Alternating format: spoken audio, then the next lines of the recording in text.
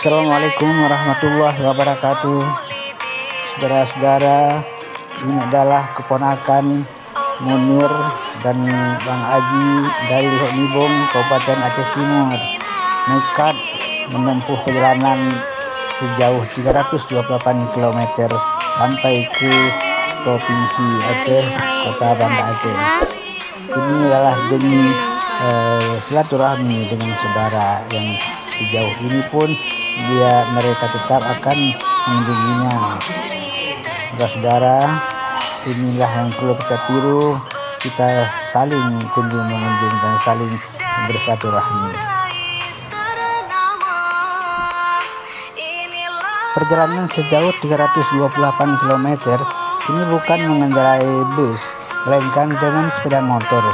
Begitulah nekatnya keponakanku Munir. Terima kasih Munir.